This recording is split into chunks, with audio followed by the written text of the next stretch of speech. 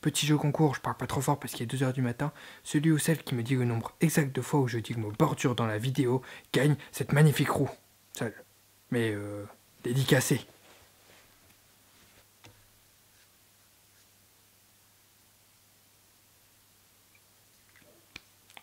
Ouais, bah écoutez, toujours pas de budget. Hein. Bien sûr, s'il y a plusieurs personnes qui disaient au bon chiffre, j'en choisirai une au hasard pour lui envoyer. Bonne chance à tous et bon ride, enfin bonne vidéo, réflexe. Salut mes petits bushings, j'espère que ça roule.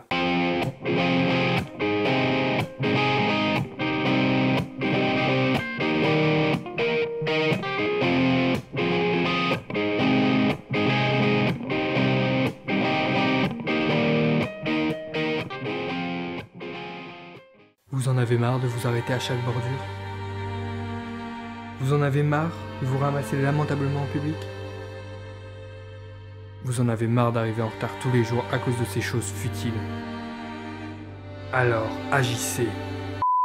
Perso, quand j'ai commencé la longboard, j'avais pas fait de street, ou plutôt très peu. Et donc il y avait un truc qui m'est brisé vraiment en ville, les bordures. Non, parce que c'est vrai, au début tu gardes déjà assez comme ça à tenir sur ta board, t'as pas envie en plus de devoir anticiper les obstacles et de descendre et remonter de ta board à chaque bordure.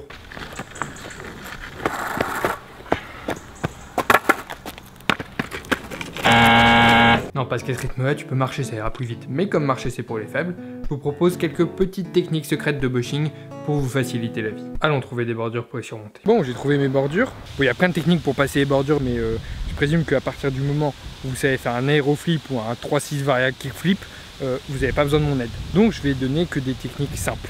Bon, déjà, il y a beaucoup de débutants qui n'osent pas descendre les bordures parce qu'ils sont pas assez à l'aise. Mais il n'y a rien de compliqué. Il faut juste respecter 2-3 petites choses. Bon, déjà la première erreur à éviter, c'est de passer la bordure en diagonale, parce qu'en fait c'est les trucs qui vont toucher contre la bordure, ça va niquer vos trucks et en plus vous allez vous toller. Deuxième erreur, allez trop doucement. Ça va niquer votre deck et en plus vous allez encore une fois vous toller. Ce qui peut vous aider aussi, c'est de faire un léger manual, comme ça votre board elle va pas toucher la bordure.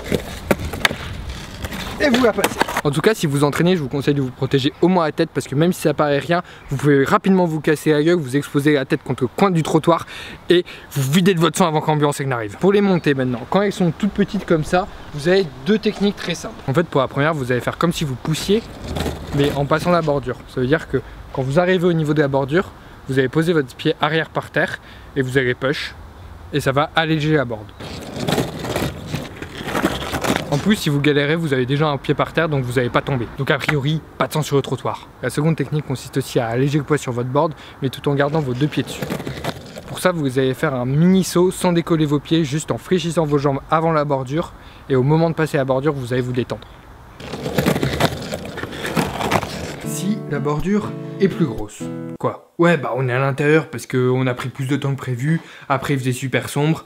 Il n'y avait plus assez de lumière, donc on a dû rentrer, et puis tous les autres jours il pleut, donc je fais comme je peux. Hein. Si la bordure est plus grosse, comme celle-ci, il va falloir songer à autre chose. Ce qui est pour moi le plus simple, c'est de prendre la board à la main pour monter la bordure, mais sans vous arrêter bien sûr, sinon c'est pas stylé. Du coup, on va faire une sorte de tiger claw. Donc, pour ça, il va falloir un kicktail. C'est une extrémité de la board qui est relevée après les trucks. C'est aussi possible en cruiser, mais c'est plus compliqué parce que la board est beaucoup plus petite. Bref, vous allez popper la board en posant votre pied avant par terre. C'est pas très compliqué, mais c'est surtout une question de timing. En fonction du côté par lequel vous voulez popper, c'est-à-dire soit en frontside, soit en backside, vous allez faire un petit mouvement avec votre pied arrière au moment où vous allez popper pour donner une petite rotation à la board. Donc soit un petit mouvement comme ça, soit un petit mouvement comme ça. Et il vous restera plus qu'à apprendre à attraper la board avec votre main. Mais si vous popez correctement, vous n'aurez aucun problème pour ça. Comme ça, vous pouvez monter la bordure à pied et remonter sur votre board.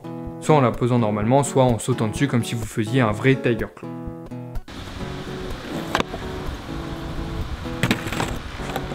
En revanche, si vous avez besoin de style, de vrai style, parce que le style c'est quand même vachement important, je vais vous en donner. Mais bon, une fois de plus, il vous faudra un tail et de préférence une board assez longue. C'est un truc un petit peu plus compliqué, c'est un no comply classique en fait, mais avec un petit peu d'entraînement, ça passe sans souci. Et ça peut vraiment passer des grosses bordures avec plus d'entraînement. Donc vous pouvez commencer à la limite sur des plus petites. Je vous conseille même de vous entraîner sur du flat au début. Vous allez donc popper votre board en posant votre pied avant par terre, mais sans faire de mouvement avec votre pied arrière, juste pour que ça soit droit en fait, et donc pas de mouvement non plus des épaules, tout ça en gardant vos jambes fléchies. Votre board va se retrouver comme ceci et il vous restera plus qu'à mettre un petit coup avec la tranche de votre main pour faire décoller les roues arrière. En fait, c'est un petit peu comme si vous faisiez un ollie mais avec votre main. C'est juste qu'à la place de trouver vos pompes, vous allez trouver vos mains. Bref, au moment où votre main va toucher la board, vous allez pouvoir prendre appui avec votre pied qui est au sol pour pouvoir sauter avec votre pied arrière pour faire décoller la board. C'est encore une fois de plus une question de timing. Quand vous le ferez sur la bordure, ça sera pareil, sauf que vous devrez faire attention à une petite chose, c'est de poser votre pied avant, non pas sur la route, mais sur le trottoir. Sinon, vous allez être trop loin de la board quand elle va retomber et vous allez devoir faire un gros saut pour retomber dessus. C'est possible, mais plus compliqué. Donc autant vous entraîner à le poser directement sur le trottoir. Ça va en plus vous forcer à popper plus tard, donc votre board devra moins décoller.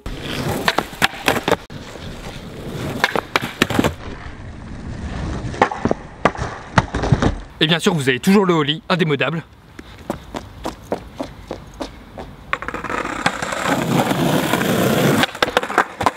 Ouais bah ça va, je vous avais dit que je savais pas faire de skate. Bon, voilà, c'était 5 petites techniques pour monter les bordures. Mais si vous avez une autre façon de monter les bordures, n'hésitez pas en commentaire à me les partager. Si ça vous a plu, petit pouce bleu de l'espace, au KLM, TMTC, puis partagez, entre bushing ça fait toujours plaisir. Abonnez-vous pour devenir des bushing de l'espace, et surtout, bon ride.